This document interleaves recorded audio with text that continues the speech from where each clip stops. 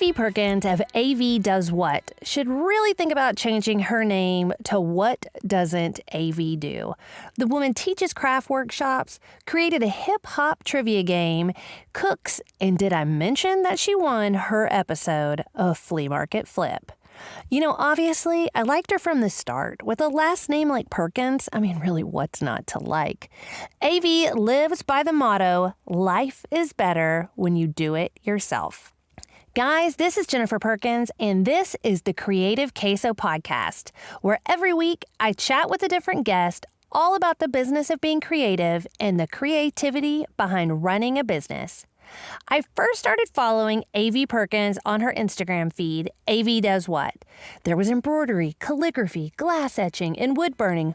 What is not to love? I can't wait for you to hear this episode so that you can fall in love with A.V. too.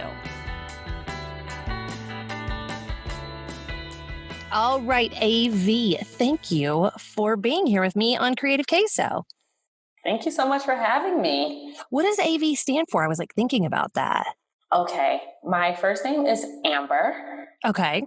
And my middle name is Valiz. Oh. Yeah. It's half my grandmother's name and half my great-grandmother's name.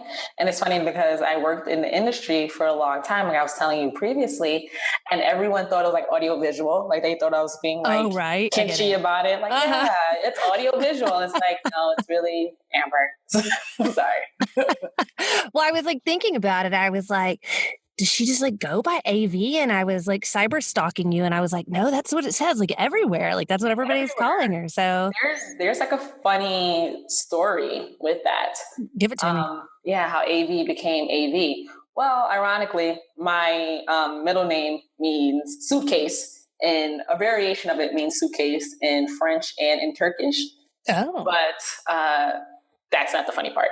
The funny part is I was living in Connecticut and I was like, I'm making the transition back to New York. I want to work in the industry. And I didn't want anyone to kind of not hire me because my address was in Connecticut, especially as a production assistant. You're not going to be sent a car or anything. No one cares if you're late or, you know what I'm saying? So, I said, I'm going to start I have an aunt. I used her address in New York. And then I just try to streamline all of these other ways that I can be discriminated against. So I put A.V. and because that's pretty gender neutral. No one knows kind of what your gender is when you show up. And I got this gig and he just hired me from my reel and my resume. So it didn't see who I was because I was doing props and set design. So you didn't see who I was because A.V. was not the A.V. we know now, right? I'm just trying to do my job. And I show up and basically the guy's like, so who are you? And I'm like, it's A.V. And then he looked like I didn't look like who he imagined. So surprise. And this is at the production meeting. And after the meeting, he said, I've been doing this for a long time. And I just think if you're going to have your name like this, it should be kind of in quotations, in the middle. And I'm like, I'm not The Rock, Dwayne The Rock Johnson, A.V. Yeah. The Rock cannot be his name possibly, but A.V. is my real name. And I was like, what if I had a name that was unisex? Would I put girl, boy, duh. I already knew at that time I wasn't going to work with the guy. But from then, A.V. stuck. I said, you know what, A.V. is going to be my name. But then shortly thereafter, I just started getting work, referrals. So people already knew who I was. Oh, we know you're a girl. So whatever. So it just ended up working out. It just ended up working. And it sounds cooler. And it's it's better to Google A.V. than Amber. There's a lot of Ambers out there. I mean, you're talking to a Jennifer. I know exactly. That. I know the trauma of a common name. And then we have the same last name. Right? That's why I knew I liked you. Cousins, yeah. I was like, yes, I need to have this girl on the podcast. Yeah. She's my people. We share a last name. Exactly. So if I was like Amber Perkins, which I mean I am, but in Jen Perkins, like I would never be found on the web. Never. It's true. No, there is some beauty So, to like going by a unique name and like even a business name. Like I always joke, like my first company was called Naughty Secretary Club, mhm. which was a blessing and a curse. You know, if it had been like Jennifer Perkins Jewelry, I mean, it would have gotten lost in a sea of Jennifer Perkins, but Naughty Secretary Club, like there was only one of those. Exactly. So there is something to be said. Well, you talked about the film, it's stuff that you've done, but I was like going through your bio, and I always joke that I have creative ADD, but like it's like we have more than the last name thing in common because you craft, you cook, you've taught art in Ghana, you make fancy cocktails, you even invented a hip hop card game. Yes. So lady, you do a lot of stuff. You have done a lot of stuff. Like, do you just like find that? I mean, there's the creative thread throughout all of it. Is that just kind of how you work? Like, I know I'm that person. Like, I love to do lots of different things that all kind of revolve around creativity. Or have you always been that way, or did it just kind of come out that way? I've always kind of been creative, but in the last, like in the span of these last 10 years or so, it's a lot going on, but there's literally like a story connecting each one to the other. Mm-hmm. So it kind of like snowballed into it. So of course the card game sounds very far from DIY, which it is. But I used to have really massive game nights at my house. And one day a friend of mine, my and who became my business partner, she came to visit me from Connecticut. We went out to eat, and I asked her if she can name all the members of Wu Tang. And she said, yeah. And we used to be on the dance team in college as well. And she said, yeah. And I didn't believe her. And I said, could you name them if you were under the influence? And she said, yeah. And I still didn't believe her. And then we went home, like to my house, looking for a Wu Tang drinking game. Because we just figured everything with Wu Tang exists. Like they have like documentaries Oh my, now they and have, stuff. I So know, like they have more products than anybody I know. everyone. So like I was like, a game has to be on their SKU, and it wasn't. So we were the our first target audience. We just decided to make it up. Well, that's how it goes. Like if there's a hole in the Mm-hmm. market and like you want it, like you got to create it. Yeah, I love that you guys have that game. I was going to ask you about that later, but like heard you mention that about the members of Wu Tang, and I was like, okay, who can I mention? Who can I think of? Like Stone Cold Sober, and I was like, Method Man, RZA, Raycon, and I was like, but then that's it. And then of course I went down that like YouTube rabbit hole of like watching all the videos from the '90s. Like literally just this morning, I watched the video for Triumph, and I was Yeah. like, there's so many people. Like I don't know all their names. Like It's a thing. And then depending on especially what region you are in, like New Yorkers, you know, they'll want to name everybody and people that no one else knows. And we're like, no, that's just someone's cousin. He's not a member. Stop it. You know? So yeah. And see, now you've got to figure out how to like make that into like game night, like a craft, or I'm like trying to think of like how you could tie it back in and spin it. There's got to be a way. Like, I don't know if you saw like yesterday, my sister, I posted a picture on my Instagram where my sister used to paint like hip hop people all the time. Like I literally Yeah. posted a picture of a Fisher Price TV that has Biggie on it. So like you got to bring it like full circle, like crafts So and it card does games. it does tie in because you know I love my home and you saw a part of it, but everything there's like lyrics all over, but it doesn't look like, oh, it's not graffiti because I don't know how to tag or anything, but it's like, oh, this is made out of like vinyl from my Cricut, you know? So it's very, it's like, okay, this is like if Martha Stewart and Snoop Dogg actually had a child, it would be me. I want to be fully on board with that project. Like, I think when you like didn't realize you had it on video, did I see the Wu-Tang symbol in pink at one point on your Yes, wall? you See, did. please tell me you made that with I like a did die cut Cricut machine or something. Like, with my Cricut. oh my God, I love that so much. Like I that have just some makes Drake lyrics, everything, all of that, and it's all via the Cricut. I love this. And there's like watercolor. So you're like, oh, this is a really nice water. Wait a minute, is that Wu-Tang? Yes, it is.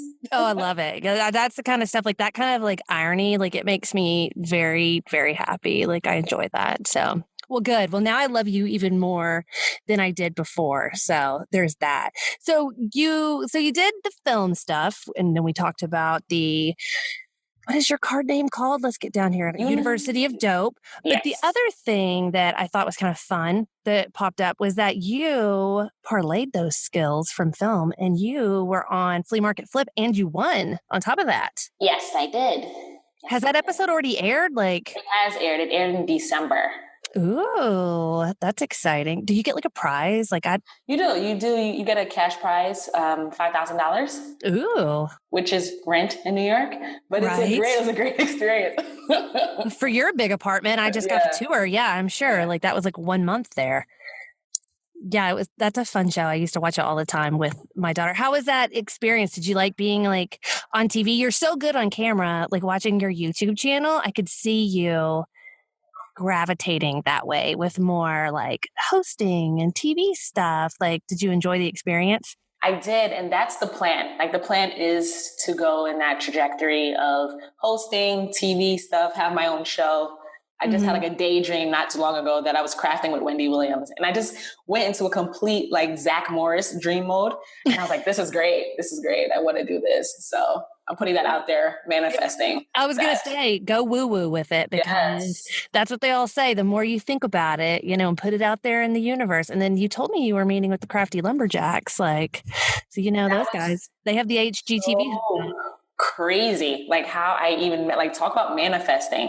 I when I met them, I explained to them like, oh my gosh, I just listened to you guys like 3 days ago on your podcast. And I was vaguely familiar with them on HGTV Handmade. And I was binge watching your podcast. And then they came up and I was just like, well, not binge watching, binge listening. And they came up and I'm like, oh my gosh, I didn't even know they were from New York. I'm like, New York DIYers, like we need a support group. They are amazing. I love DIYers in New York because we don't have like, we have a picket fence that we need to paint. Let me show you the tutorial. We don't have that. So I met them and I explained all of that to them. And I'm like, where is Queso? We don't know where Queso is. And we just became like Insta friends from your podcast. Oh, I love that. They are so cute. Like I've never met them in person, but they're like cute as little buttons on like podcasts and interviews and all the places. I love those guys. I know. And then I need to hook you up with my other friend who's there, who's also been on the podcast, Ed Roth, who does Stencil One.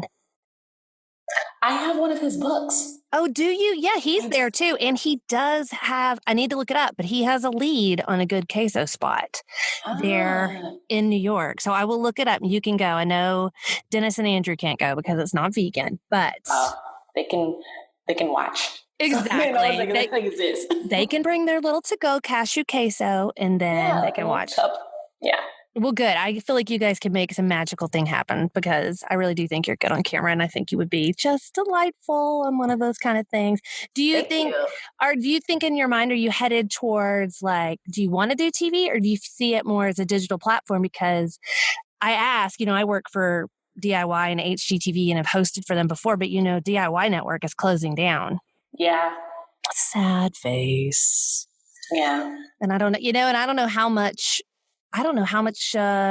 craft content the Magnolia Fixer Upper channel will have. I haven't heard anything about it.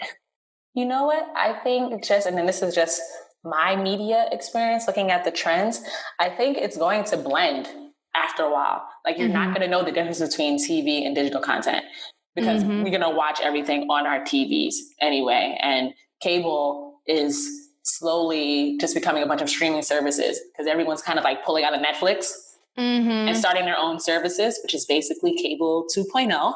Right. So I'm open to all opportunities. So there goes that. No, exactly. Put it out there, girl. But no, I totally agree. I think it's the exact same thing. Like, I don't even have cable. You know what I mean? All those shows I watch is like a digital thing. Like, HGTV, DIY, they have apps and YouTube channels. I mean, some YouTube channels I bet have more viewers than primetime shows. Yeah. So. It's so funny. I remember there was a time in life where actors were like, no, I don't want to be on TV. And now big actors are going to films that are straight to Netflix. All the time. I know, like all the channels, Netflix, Hulu, Amazon. Like, I mean, my husband and I just watched like some Sean Penn show just for Hulu, like all the biggies. Yeah, it's amazing. It is. It is. So back to the flea market stuff.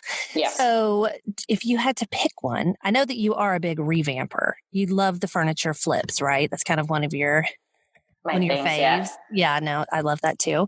So if you had to pick thrift store, flea market, or antique mall, which one would it be? And do they even have those things around New York? Not really. So Antique Mall would probably be out because if it exists, it's not necessarily in the boroughs.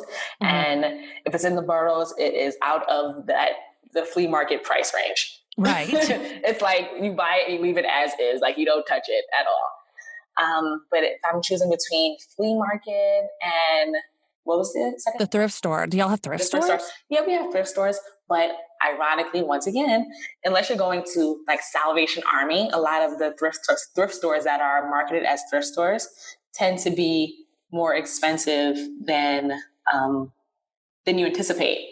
So even on Flea Market Flip, we purchased from upstate New York. Oh, interesting. Yeah, we went to upstate New York, and some places they go to Connecticut as well to just buy the stuff, and then you flip it, and then you sell it downstate New York because that's where you get the more profit. Mm-hmm, the big money, no whammies. Yes. So I would choose a flea market. Ultimately, I would choose a curb find. That's the real thrill. That's true. Yeah. Those are kind of far and few between here. Do y'all have pretty good luck with that up there? We because New York, people are always moving. Mm-hmm. So it's always, but then a lot of people don't have cars. So it's always a catch-22. So you can find great things on your block, but you have to carry it down your block. Exactly. We don't have cars. There is that. You need to keep a dolly at your house. Like, I have a hand truck. Oh, do you see? Yep. And I just walk up and down my street and just picking up stuff. I love it. Yes. As I know, we don't have it in my neighborhood I am now, but like my old neighborhood would have like bulk trash week. And I have like one of my favorite pictures is like when my son was little, and I was walking around the neighborhood with him in a stroller, and I found this like really cool chair, and I like made him get out and like toddle and like barely walk and like put the chair in the stroller. Like you're being kicked out for this curb find, kid. Yeah. Mommy has priorities. I wonder if I know some people do curb alerts on Craigslist. Oh. So that might benefit you because you can just like drive to the curb. Curb finds don't help. I mean, not curb finds, curb alerts don't help me too much because if they're like, hey, I'm putting this out and I'm in Queens, it's like, well, someone in Queens is going to have it because I'm never going to see what you're putting out there. Yeah, you can't get there fast enough. Yeah, won't get there fast enough. Do you ever buy your vintage online? No, I have not done that. Oh, really? I don't either. I feel like it's like, especially with you, I know you do a lot of furniture revamps. It's kind of like, that feels a little bit like shooting fish in a barrel, getting it online. You know what I mean? Because you can't touch it. You don't know. It could be really falling apart. Well, but also it's like, it's going to be there. If you're looking for some obscure thing, like I guarantee it's on Etsy or eBay, and it's not as fun as like going to a flea market and like stumbling across something and you're like, oh, the thrill of it. Yeah, it's the hunt too. And it's the stumble upon, because like even on my Instagram, I have a part, like one of my highlights, it says stash or trash. Mm-hmm. So people can literally, I'm just walking, minding my business, going wherever I'm going. And it's like, should I pick this up or should I not? But it's not staged. It's just like there. So I love that part. Oh, that's fun. I'll have to check it out. I know I need to do some like thrift hauls on my Instagram. I need to get better about it.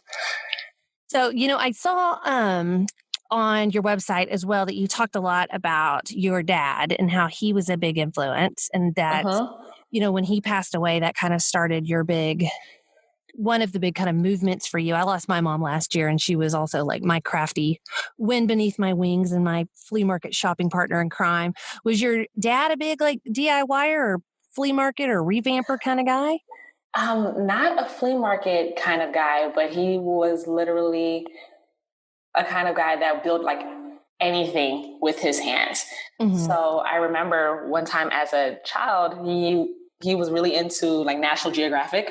Mm-hmm. And we had a bunch of plants in our windows. Like it was like a jungle. Like I think our oxygen was different. It was so many plants in the windows.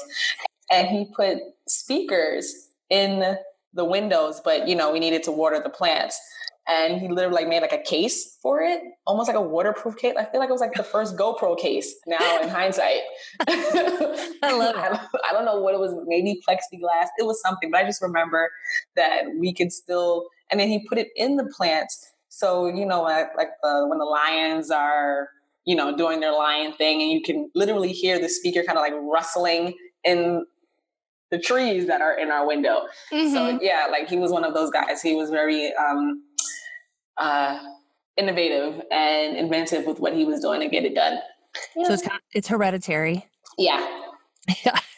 I feel that way too. I see it even in my kids. I'm like, man, that is just like, that's going down the generations, that DIY savvy coming, you know, going from my mom to me to them.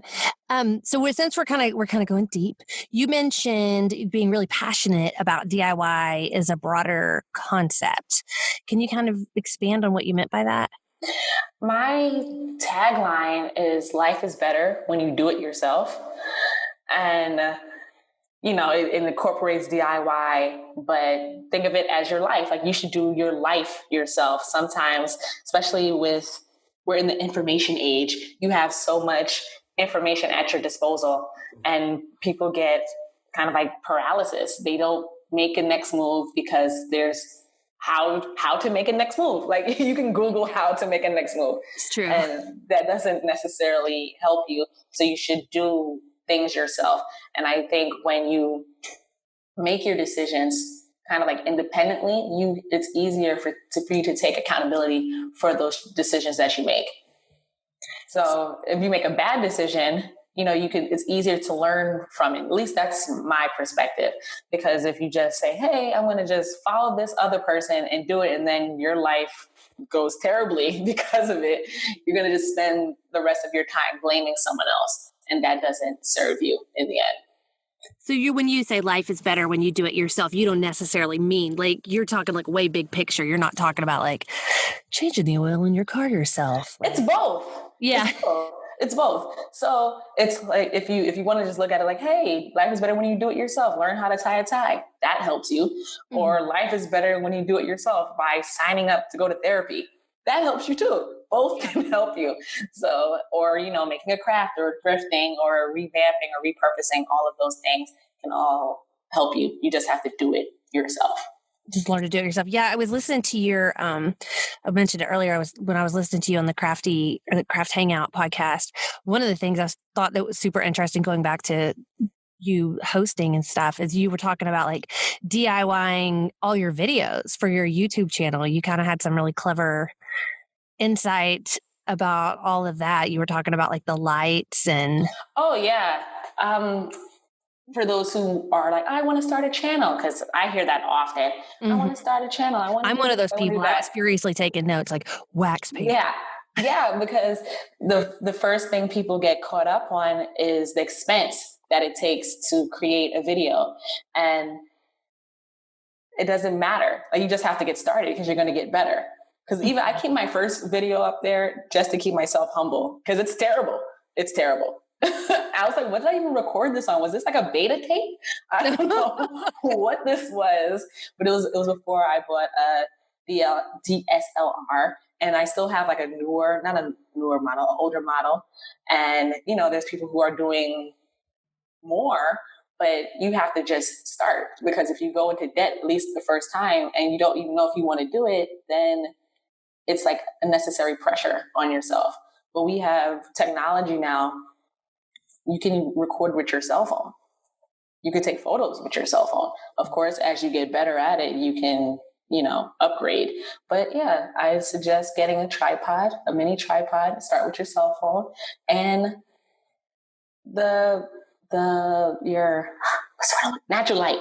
Mm-hmm. You can record right in front of your window if you're just trying to do like vlogging situation. Now, if you want to do more DIY and top-down videos, then, you know, you invest in some more. But to give your audience a tip, I told them about the lights. You can go to Home Depot and you get these silver dome lights. They're like $8 a piece. You go to the lighting department. You can't miss it. They're clip-on lights, so they can clip to anywhere. And you put, what are these bulbs? Daylight bulbs, you said. Daylight bulbs, and wax paper in front of it as a diffuser. I liked it. When you said the wax paper, I was like, yes, I want the gauzy, soft, like Barbara Walters lighting on my face. Yeah, because it'll definitely give you harsh lights. Harsh lighting. Like, so I need to rub a little Vaseline on the lens, really take it down. No, I thought that was like an amazing tip. How long have you been doing YouTube videos for? I've been doing YouTube videos for about 5 years. I didn't get remotely consistent until 2 years ago. Do you think, like, for someone like me, I mean, I know a thing or two when it comes to social media, but, YouTube for me is really one of those, like, it's a very foreign place for me. I'm not very familiar with it at all, or how, and it's its own search engine and algorithm. Did you just kind of, as far as getting consistent with it, like from a marketing perspective, did you have to kind of do that yourself, like research, like, all right, this is the length of video that does well, this is the best day to post on, these are, this, you should do it every, once a week or once a month, or have you gone down that rabbit hole? It's funny, I've dabbled in that rabbit hole because, full disclosure, my strongest platform is Instagram. Mm-hmm. But YouTube, since it's its own thing, I look at it kind of like a portfolio for me. There's some people who want to be YouTube stars and get paid from YouTube. That's great. I do receive money from YouTube, but the plan is so you can see what I look like on camera. So when people search for me and they're like, oh, she's good on camera. How do I know? I saw her YouTube and those are cameras. So that's I look at it like a huge portfolio of what I can do in the range of what I can do. That's good. Now with that, so since my goals are a little bit different, because there's some people who just kind of like just do online classes or vlogging or, reviews or something like that. I'm in the process of reformatting my YouTube channel so it could be more like web series and show based. So because that's what I want to go into. So show them what they want, AV. So give them what they want. Yeah.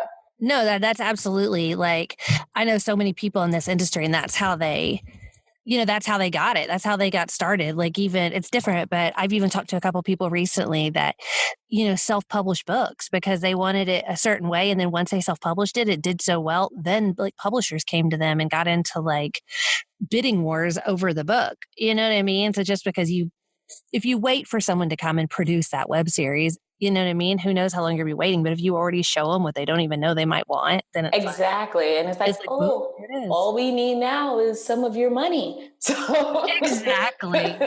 Like, look at it. This could all be yours. You're already familiar with like kickstarting platforms. My friend Vicky Howell, she kickstarted like $80,000 for her YouTube web series about knitting. Ooh, that is amazing. I think I did hear that episode.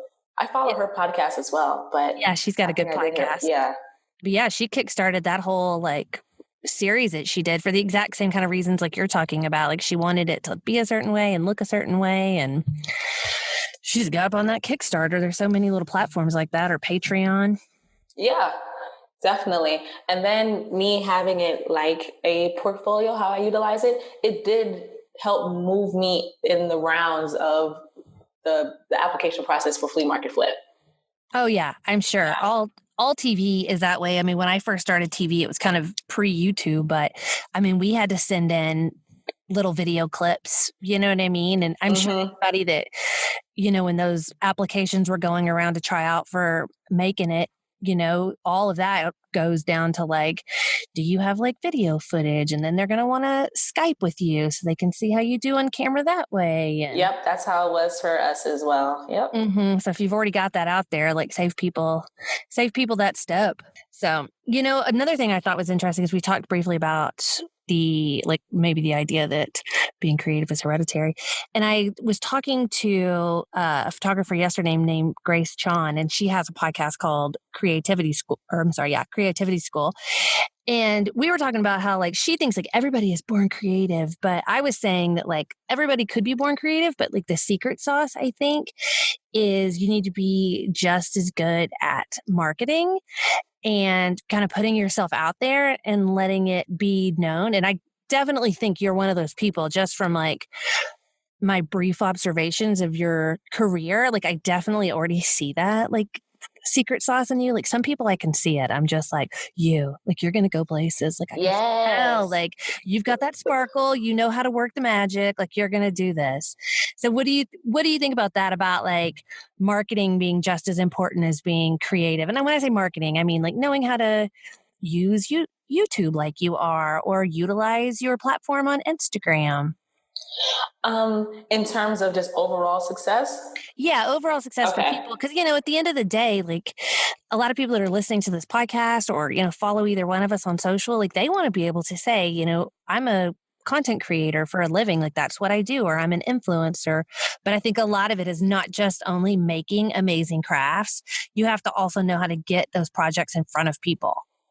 Yes, I do. I had an art teacher in college tell me like, "Oh, everyone is born creative." So I do. It does have some kind of roots to it, but you do have to tap into it, even if you don't want to create for the internet.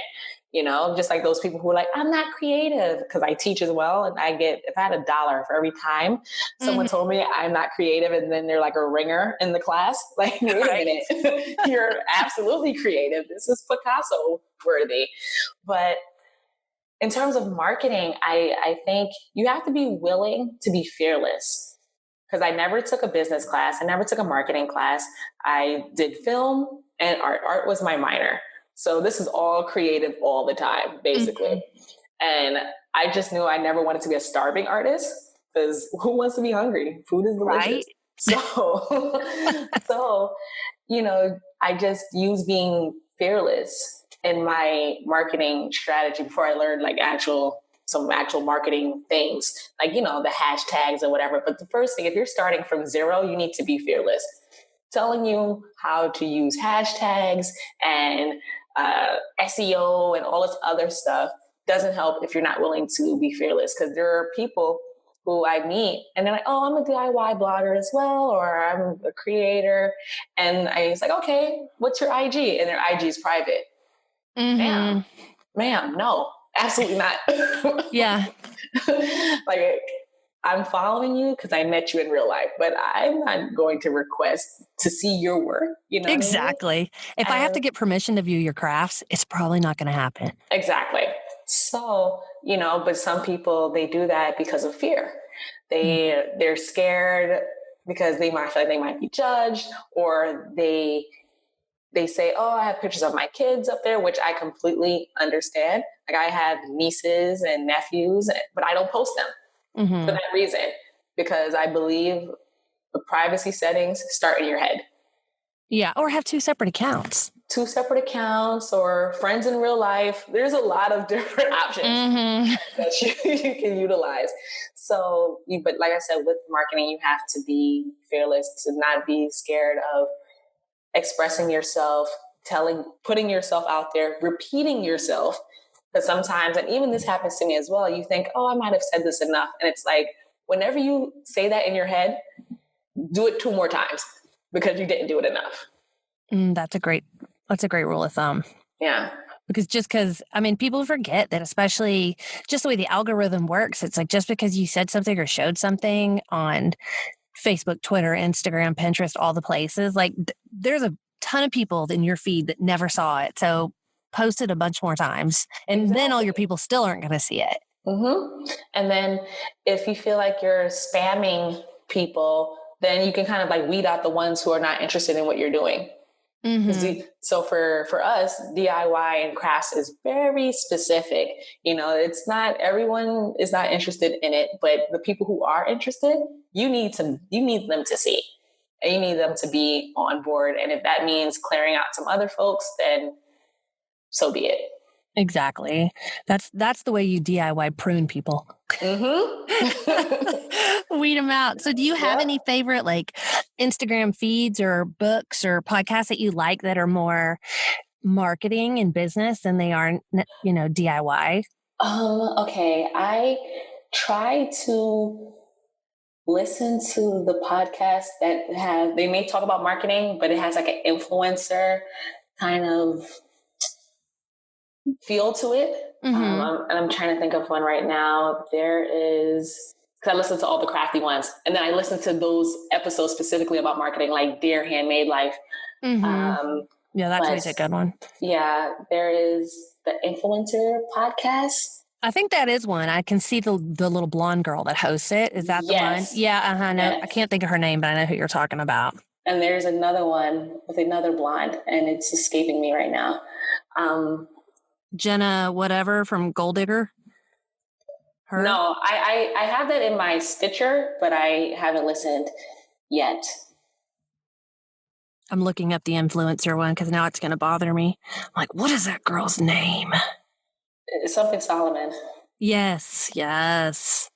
That's it. You're totally right. I can't think of what her first name is, but yeah, Julie, yeah. Yeah, the Influencer Podcast with Julie Solomon. That is a good one. Yeah. I see there's one here I haven't listened to with Marie Forleo, who I also like in the business world.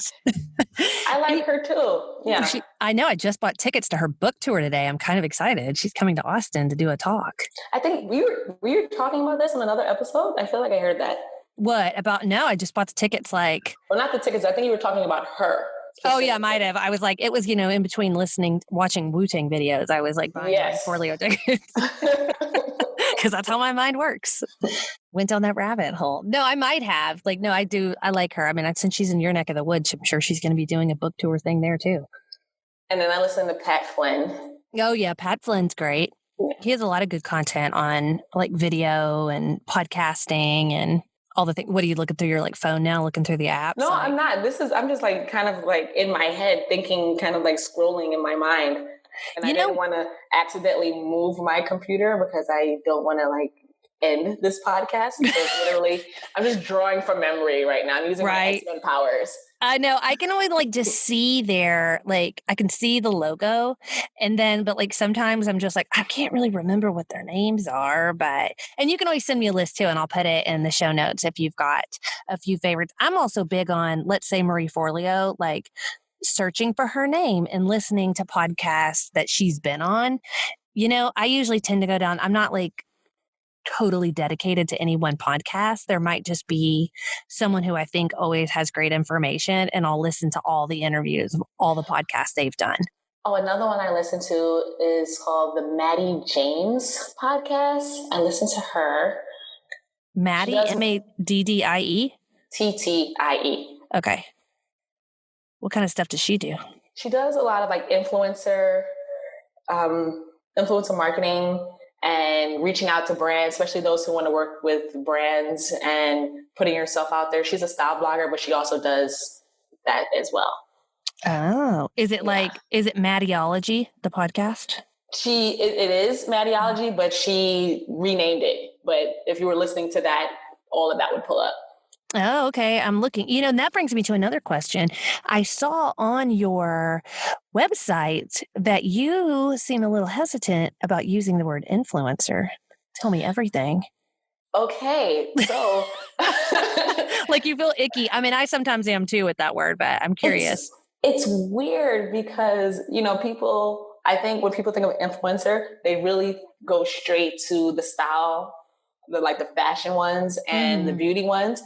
And they just imagine vapid women being faux rich, right? And yeah, vapid is a good word. Yeah, and it's but I'm not. My selfies are good, but I'm really not vapid, I promise. And it's that hint of insecurity. But then what hurts the most, even you look at your analytics and everything. My face does better than other work that I have. So interesting. Yeah. And it's okay, that's great. I'm glad you guys like what I look like, but I need you to like the crafts too. So I have to pose with the crafts and the food. Exactly. Just hold it up real close to your face. Look at this thing I painted. Martha Stewart style. See, I should have just followed Martha because she poses with everything. Anything she doesn't pose with, it's not her. Well, I mean, there's something to be said for that. A friend of mine taught an Instagram class at Craftcation. And she was saying that like her method is like every 9 pictures, at least she makes sure she has a picture of herself. And then going back to Jenna, I never can say her last name right, Kutcher, whatever, with the Gold Digger podcast. She talks a lot about how like her numbers went crazy when she just started posting pictures of herself. Like she did a month of it, and like how people just loved it. They just like ate it up. So Yeah. And then, but then that's like that works. But then there's the mental triggers of, oh my gosh, am I that person who just posts like 9 selfies, even though the 9 selfies will do amazingly well? So it's kind of like cutting your nose to spite your face because you're like, I want to be mhm. valued for my work. And they're like, no, just give us your face.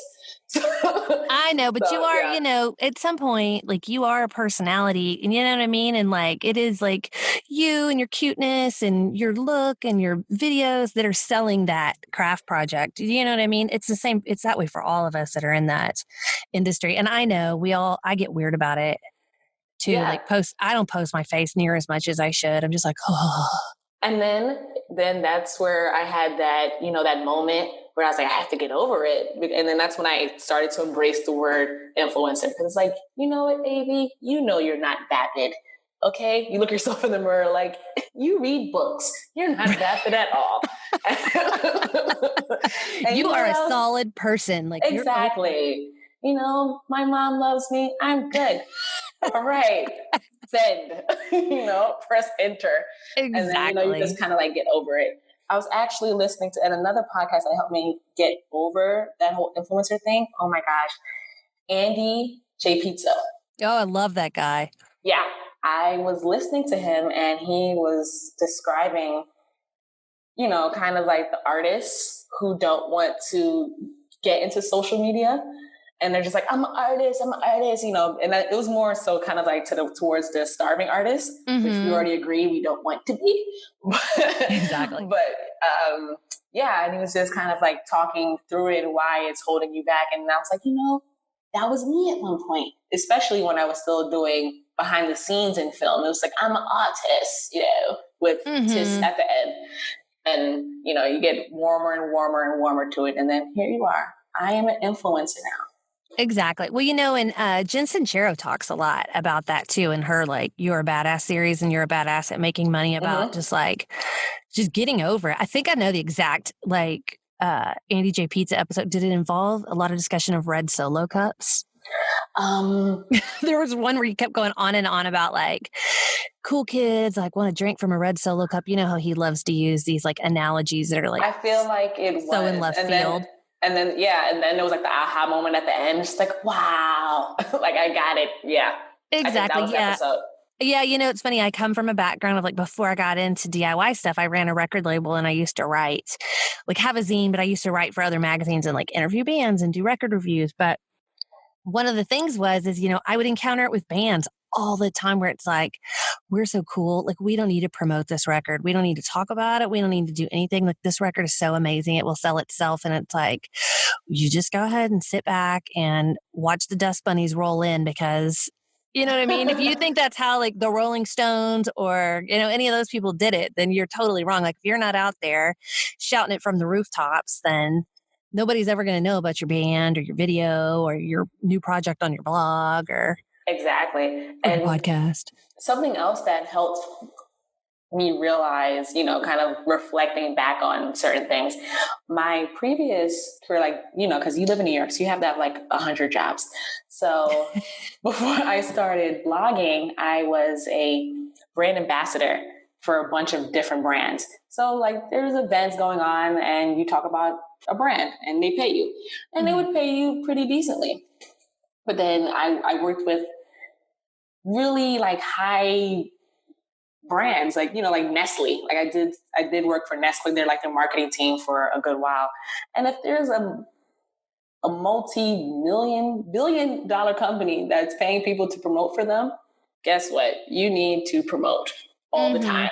There's still people already know, or people are already familiar with those brands, but they're still putting themselves out there to new audiences, new people, reminding the old people why you like them to begin with. So always put yourself out there because the big brands are doing it and they're paying other people to do it. So we always have to keep putting ourselves out there. It's never spam if it's of value.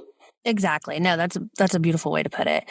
It's not, people want to know it, they wouldn't be following you and in your circles anyway if they didn't want to know what you were up to or see the occasional cute little headshot. Yeah, exactly.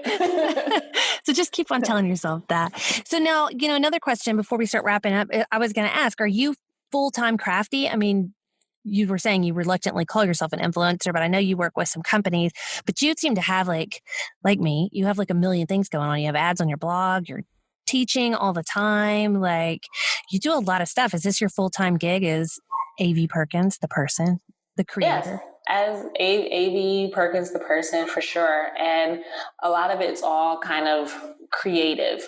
So I like to keep it in that realm. Good for you. That's awesome. Yeah. And I mean, Lord, in New York, the rent there is a lot different than it is down here in Texas. And I got here at a good time too. So that's very fortunate on my half. Awesome. Yeah. I saw your teaching schedule and I was like, whoa, she's teaching so many things and so many different classes, but that's awesome. I need to get more into that as well. And speaking of teaching, you were saying coming up on the horizon, you have your first conference coming up. So tell everybody a bit about DIY Makers Con. I recognized a few other names there, like Melissa, who is teaching the espadrilles class. I have taken her espadrilles class. I highly recommend it. I want to, but I'm going to be teaching right at the time because I believe I think it's like 2 sessions. So I'm like, maybe, but probably not. But hopefully, maybe not shoes, maybe a shoe. Right. I still haven't finished my shoes and it's been 2 years. So, okay. But it's not like my feet are getting bigger. So, that project's always going to be here for me. So exactly. What are you going to be teaching? I'm going to be teaching reupholstering a chair. Oh. Yeah. Man, and it's the glow up upholstery. The what is it? The glow up. I kind of like the glow up, but upholstery. Oh. Because I like puns. Who doesn't like a good pun, really? It's like me in alliteration. Sometimes you just, why stop? Is it going to be like, do people like BYO chair or what? They will be providing a chair. Oh, really? Yeah, they'll be providing a chair. You just need to provide transportation so you can bring your chair home. Because it's not, we're not keeping your chair. You're going to take your chair home to wherever you're putting it. And we're going to show them how to remove the seat, put the fabric back on, make sure it's nice and secure, and put it together. Ooh, I want to take that class. Yeah. And of course, I'll add in some thrifting tips in there because sometimes people don't know what to look for when they're thrifting. So, yeah. No, my mom used to always say like the worst time to buy a chair is at a flea market because you're like so tired, like they're all comfortable. So I think people need tips. Plus, not all chairs are like easy to recover. Like you need to be able to identify.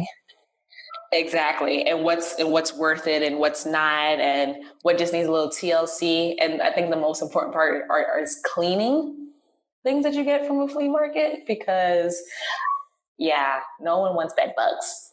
Right. Oh, I didn't think about that. See, we don't have that as a big issue down here. Like, is that a problem? Like, it can be, and you don't know it's a problem until it's in your house. So that's when it's a problem. So just try to avoid all types of wildlife. Yeeks. I didn't even think about that. Now you're totally creeping me out. Like, that does put a different spin on it. So yes, cleanliness when you're thrifting. Good tips. I would want to know that. Yeah. All right. Last question that I ask everybody. But we already kind of covered it. As you said, you didn't know where good queso is. Like, do you never have queso? I heard you go deep on hot sauce with the girls at Craft Hangout. Yes. So I guess the hot sauce doesn't cross over into the world of queso. It doesn't. And every time I listen to when you ask that question, I always keep asking myself, like, where's the queso? And I think the only time I've had queso is in the jar from Tostitos. My God, you and Mondo Juarez said that same thing.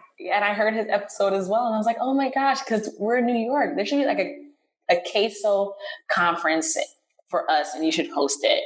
Oh my God. Like, I'm bringing the caftans and queso show on the road. Like, Yeah. that's it. I got to bring queso to New York. Like, it's got me and my crock pot. Like, we're coming. Yeah, I think that's a thing, and I think I remember seeing like commercials, like Velveeta commercials about it, but I've never had it. So yeah, so even when I think of queso, I think of processed cheese, and I feel like that's not I mean, it's not far from the truth. I'm not going to lie to you. I mean, it's definitely not health food. okay. It is. It's definitely processed cheese because if it was like real cheese, then it would like separate. I mean, there's some chemicals involved for sure, probably. So if someone was making like a queso, right? Because now I'm interviewing you, right? So if someone was making a queso, like if they were making kind of like baked mac and cheese situation, it wouldn't necessarily separate, right? Like I mean, it sounds like a lot more work than just melting the cheese, but maybe like a roux cheese sauce situation, would it still be considered queso? I mean, queso is any which way you want queso to be. Like I was just telling Grace yesterday, there's a guy here in town who has kimchi queso at his like Korean fusion restaurant. The Thai restaurant down the street from me has like a Thai queso. So in Texas, queso could be anything that your little heart desires. But yeah, you could do it like a roux. I mean, like if you wanted to go like old school, it's like a block of Velveeta. I mean, that in and of itself, when I say block, like, it's not like a real cheese product. So like a block of Velveeta. And then like my sister puts in like a block of like cream cheese and then probably like a can of Rotel. Like you guys were talking about like hot sauce. Like I guess here we're more into salsa, so sort of like jar of like chunky stuff. And then it's just like a dip. Like you just keep it hot. And Rotel is not even a thing up here. The first time I even heard of Rotel was from a friend in Texas. They lived in Houston. Well, bless your friend in Houston because... Yeah. All right, AV, that's it. I'm taking the caftans and queso show on the road. I got to bring it up there for you and Ed and Mondo, and I'll make a vegan version for Dennis and Andrew. Yeah, so it can be like a reunion. Exactly. And we're all on at the same time. A creative queso reunion. I'm going to do it. I love it. I love it too. All right. Well, thank you so much for spending the afternoon chatting with me. I've had a great time. Me too. Thank you so much for having me. Absolutely.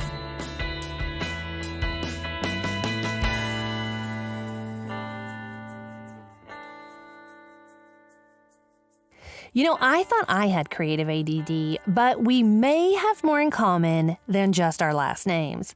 AV Perkins is someone I can promise you will be hearing a lot more from very soon.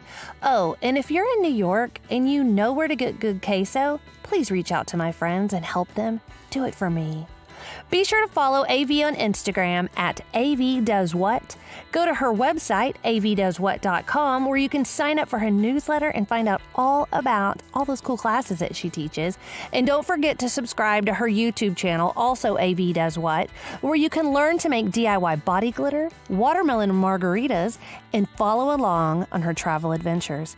Yum, that margarita sounds good. Have you checked out this week's Taco About It Tuesday interview with Alicia Hansen of High Octane Jewelry? If you love the retro hot rod lifestyle, you're going to really dig this jewelry. Alicia not only makes amazing jewelry that looks like, say, a 49 Mercury grill, she also teaches classes on wax casting for other jewelry designers wanting to learn metalworking. Pop over to creativequeso.com to read the full interview. Thank you so much for listening to the Creative Queso podcast today and hanging out with me and AV Perkins. If you love this episode, be sure to subscribe so you will never miss another one because they are all as riveting as today's. Find me all week long on Instagram, Facebook, and all the social places at Creative Queso, or if you want to see my crafty side, at Jennifer Perkins. And I will see you guys next week, same time, same place.